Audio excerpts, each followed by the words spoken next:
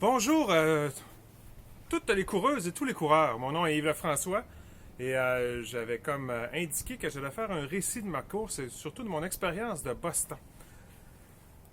Boston 2014. Écoutez, c'est un périple qui a commencé il y a 6 ans en fait et j'ai réussi à me qualifier en novembre 2012 durant le marathon de Philadelphie. Une performance au-delà de mes attentes avec un 3h11 qui m'a permis de me qualifier pour Boston. Je me suis inscrit en septembre 2013 et me voici en avril 2014 après quelques jours de Boston. Et j'aimerais vous partager un peu cette expérience-là. Ça a été tout simplement extraordinaire. Première chose, on pourrait juste parler au moins de la performance sportive. Performance sportive qui est, disons-le, on ne peut pas nier décevante dans mon cas à moi, cependant décevante, mais pas tant que ça. Parce que je ne m'attendais pas à avoir une grosse performance. Pour pouvoir performer dans le sport, c'est simple, il faut qu'on travaille. Et mon année 2012, j'en avais travaillé vraiment une solide shot, comme on pourrait dire, pour en arriver à être capable de me qualifier pour Boston. C'était mon rêve, je l'ai atteint, ça a été extraordinaire. Et pour moi, en 2014, avec le marathon de Boston, c'était d'aller goûter Boston. Et c'est en effet ce que j'ai fait. Fait que si on parle de ma performance sportive, ben, je suis passé de 3h11 à 3h53, ce qui n'est pas peu dire au niveau de la différence. Plusieurs choses l'expliquent, évidemment. En 2012, je mesure encore 5 et 11 et je pesais au marathon de Philadelphie autour de 150 livres. Je me suis présenté à Boston avec une quinzaine de livres au-dessus de ça. Non pas que j'ai voulu engraisser ou je me suis, admettons, laissé aller, c'est simplement qu'en 2012, j'étais très focus pour pouvoir atteindre la qualification. Parce que scientifiquement, sur marathon, on peut dire qu'une livre, c'est environ 1 minute. Alors, dans mon cas à moi, ça explique au moins une quinzaine de minutes plus lent. Additionné à ça, le fait que j'ai pas autant travaillé que prévu, en fait. Et je me suis présenté à Boston après à peine 2 mois de bon travail d'entraînement, ce qui est inadéquat. Et je peux vous dire que je me souvenais pas à quel point qu'un marathon, c'est dur. C'est tellement dur, c'est 42 km. C'est une grosse épreuve. Et je vous le dis, c'est mon 4e marathon. Ça a été un des plus durs des 4. Et c'est pas facile, 42 km. Et j'entends tellement de personnes autour de moi qui rêvent de faire un marathon. Et j'ai une espèce de conseil à donner. C'est en effet très prestigieux de faire un marathon.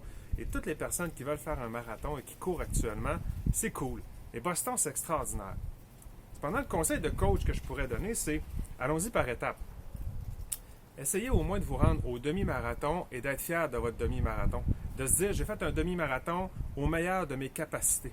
Et prenez ce que vous avez fait pour atteindre les meilleures de vos capacités au demi-marathon, comme par exemple le terminer sans marcher, par exemple, et de se dire, hey, wow, après ce demi-là, j'ai été extraordinairement. C'est tout un feeling et c'est un wow. Prenez ce que vous avez pris pour faire le demi, multipliez-le vraiment par 2, et c'est ce que ça prend pour pouvoir atteindre la même chose sur marathon. Et encore, 42 km, je presque. Mon feeling, c'est un marathon, c'est plus que 2 fois un demi. Alors vraiment, c'est ça. Fait que j'ai pas fait la job qu'il fallait physiquement pour pouvoir atteindre le meilleur de moi-même à Boston, mais c'est pas grave. C'est pour moi, là, Boston, d'avoir vécu Boston 2014, toute une expérience, et ça m'amène à vouloir, en tout cas, ça me motive, puis j'ai le goût d'en faire un autre. J'ai le goût d'en faire un autre dès cette année, en novembre, quelque part. J'ai 3 choix. Marchensor, me semble Marchensor, c'est encore dans le coin des États-Unis. Probablement faire Philadelphie ou peut-être Niagara Falls. J'hésite entre ces 3 marathons. Fait qu'au niveau de la performance sportive, ça s'explique très bien ce qui s'est passé. Donc, j'étais pas bien préparé physiquement, optimalement. 3h53, c'est quand même pas un désastre. Je me suis présenté avec mon dossard 8655 sur 36 000. Donc, j'étais le 8650e temps de qualification sur 36 000, ce qui est pas pire. Ça tombe dans la première vague de vitesse, le 9e choral. Donc, j'étais le plus lent des plus rapides. Quand même cute. Et je suis arrivé à peu près dans le moyen, en plein centre, dans le temps moyen de 3h53. Pas le temps moyen, mais dans la quantité moyenne. Là. Il y en avait la moitié en avant de moi et la moitié en arrière de moi. Puis, je ne suis pas déçu. Loin d'être déçu. Un petit peu, là, mais pas rien qui m'empêche, en effet, de me dire que c'est une déception. Mais pas du tout, pas du tout. Fait que ça, c'est le côté sportif. L'autre chose qui explique aussi le fait que j'ai pris une couple de minutes de plus, c'est tellement une expérience Boston. Durant le parcours, il y a tellement d'enfants, même d'adultes, de plein de personnes qui encouragent les marathoniens. D'être un marathonien à Boston, c'est d'être une vedette. C'est ce que j'ai pu saisir, c'est tout simplement wow. Donc, durant le parcours, J'ai voulu vraiment vivre le moment présent de chacun des pas. Je courais, évidemment, je ne me suis pas mis de musique parce que justement, je voulais goûter chacun des pas, goûter les gens autour de moi, goûter cette ambiance tout simplement extraordinaire et des gens qui nous donnaient des hi-fi. Écoutez, pendant tout le parcours, j'ai donné probablement des milliers de claques dans les mains, dans les gens autour de moi. Je zigzaguais de gauche à droite. J'ai probablement ajouté quelques minutes à cause de ça, évidemment. Et c'est tellement plaisant de vivre cette situation-là à Boston, de vivre cette intensité-là, que je ne pouvais pas m'empêcher de la faire. Et, et si on revient sur le côté physique, n'ayant pas été super préparé, imaginez que dès le 25e kilomètre, je me suis mis à avoir des douleurs. Disons qu'il reste 17 km. Ça fait 17 km assez physiquement éprouvant. Donc, c'est ça au niveau du côté sportif du marathon. Et aussi, c'est pas un marathon qui est facile. C'est vraiment très coûteux. Non, c'est pas un marathon facile. Pas personne. Toutes les personnes qui étaient avec moi, on était 4 du Québec dans le même hôtel. Tout un chacun, on l'a trouvé très, très difficile. On n'a pas été capable d'aller chercher ce qu'on pensait être en mesure de faire. Moi, je m'attendais à 3h40, 3h45 et ça n'a pas été le cas. Alors, ceci étant le côté sportif. Mais tout l'autre côté, d'imaginer à quel point cette ville vibre, mais vibre réellement la course à pied et le marathon de Boston. Dès l'arrivée, quand nous, on est arrivé vendredi à l'hôtel, on a vécu Boston avant. C'était toute une expérience de rencontrer des gens. Et moi, j'étais habillé régulièrement en sport, sans dire que j'étais habillé en marathonien. On me reconnaissait et on disait hey, « tu fais le marathon lundi, bonne chance ». C'était constamment comme ça. Les gens sont tellement humains à Boston. On a tellement de choses à apprendre de ces gens-là. Ça a été extraordinaire. On est loin de ça, malheureusement, à Québec, par rapport à notre événement qui est le Marathon des Deux-Rives. Je ne m'embarquerai pas politiquement dans ce qui se passe au Marathon des Deux-Rives, mais réellement, la ville de Boston, par rapport à son événement, c'est un wow incroyable. Et tout le monde, on dirait, respire le marathon en même temps. Écoutez, on était sur la route, on passe un poste de payage d'auto pour donner notre dollar ou notre 25 cents ou notre 35 cents parce qu'on est sur l'autoroute payant à Boston. Et les gens, juste le fait que j'avais ma casquette, me posaient la question, tu fais le marathon de Boston? Oui. Tu fais le marathon lundi? Oui. Et là, ils se mettaient à jaser avec nous, intéressés, mais c'est le gars du payage, là. Il n'y avait rien. Et puis il y avait une file en arrière de nous. Non. Hey, j'ai un marathonien en avant de moi, je vais y jaser. D'où tu viens? De Québec. C'était un wow. Ça a été un wow constamment. On se faisait servir au restaurant d'une façon incroyable. Les gens sont super gentils. On a vraiment vécu une fin de semaine de rêve là-bas. C'était vraiment cool. Ça nous donne le goût. Ma blonde et moi, on était ensemble à cette fin de semaine-là. Un très beau voyage que nous avons fait. Et ça nous donne le goût de vivre d'autres expériences sportives semblables dans d'autres pays, etc. Fait que c'était vraiment, vraiment cool. Fait que ça a été comme l'ambiance Boston. C'est une ville qui respire le marathon. Et une petite expérience aussi qui s'est passée. On avait un dîner de Pâques, supposément. Et j'arrive au dîner de Pâques avec mon billet. On arrive avec notre billet au dîner de Pâques. Pâtes.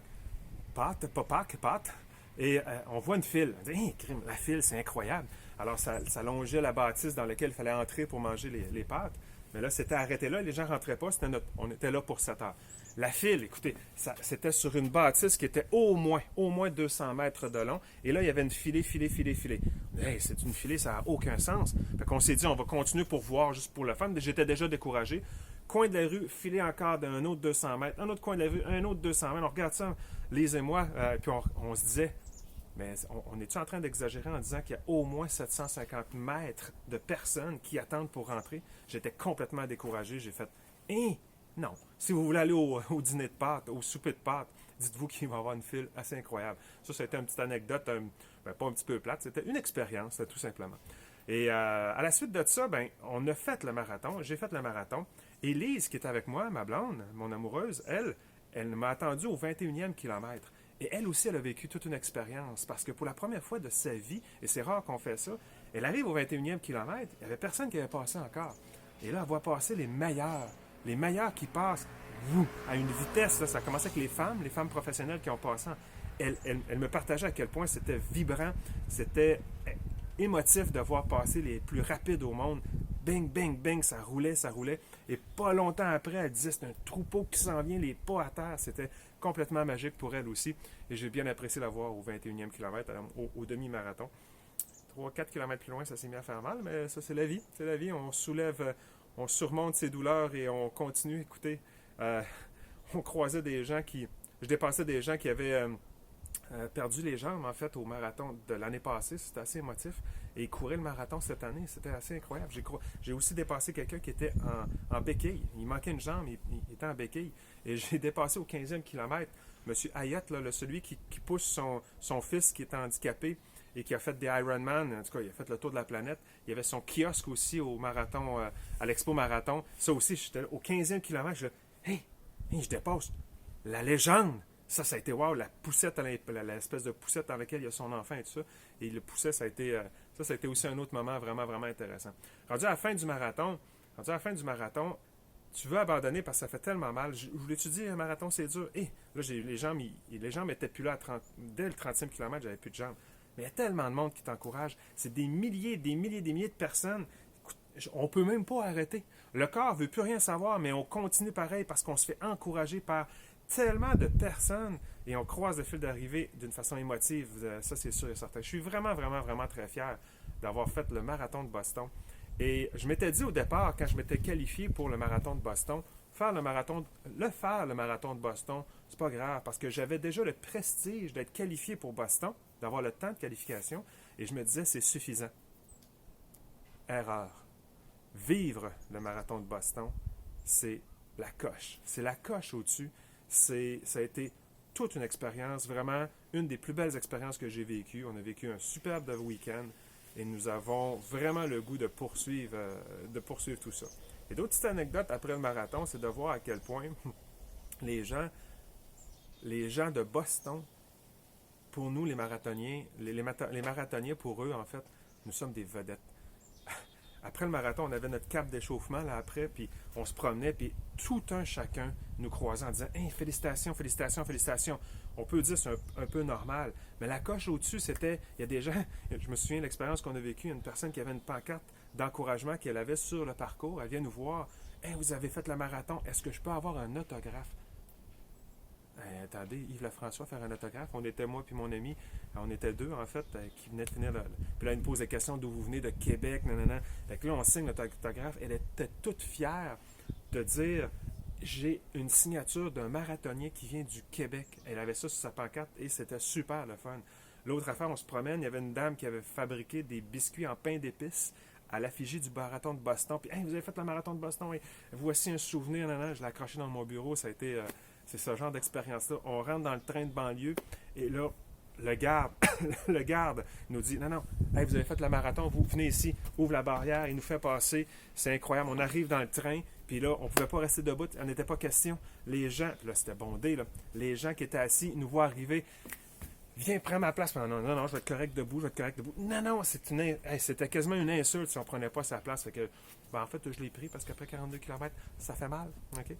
Donc, c'est pas mal ça, mon récit de la course. Le résumé extraordinaire, c'est de voir à quel point la ville de Boston au complet respire le marathon.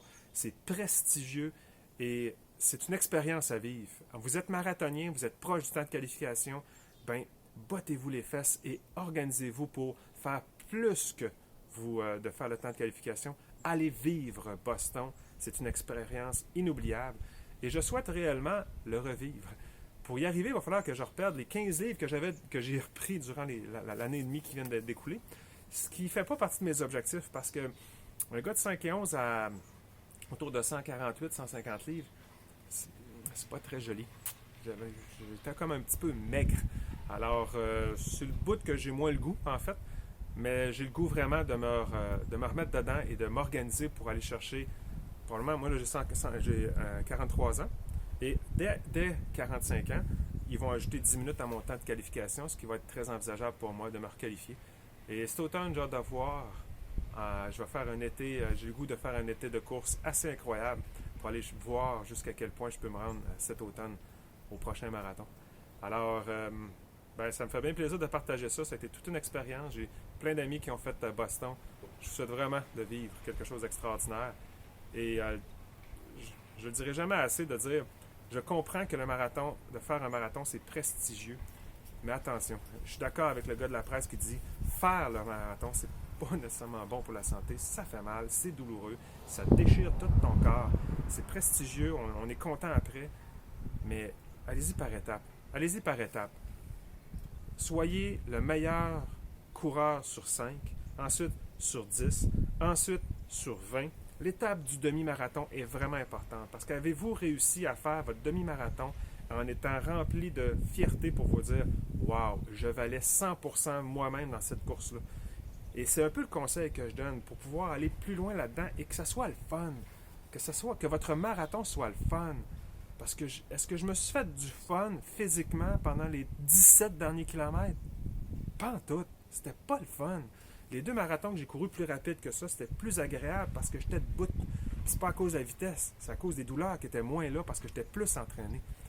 Donc, un marathon que vous pognez le mur à 30 km puis qu'il vous en reste 12 de souffrance, c'est pas le fun. Ça fait pas un beau marathon.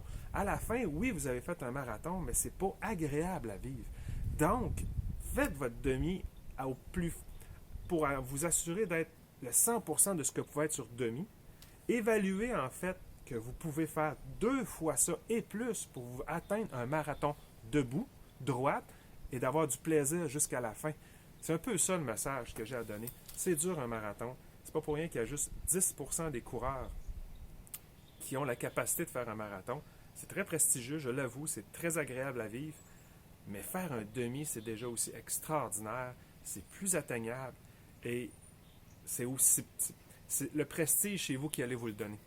Alors, si vous avez besoin des conseils par rapport à tout ça, ça me fait bien plaisir. C'est Yves Lefrançois à mon nom. Je suis sur Facebook, évidemment, et yveslefrançois.com, c'est mon site internet. Alors, bon succès à tous au niveau de la course à pied. Ça a été extraordinaire. Je suis vraiment fier de ce qui s'est passé. Vraiment fier de cette fin de semaine. On a passé un super moment. Et merci, Boston. Bonne journée.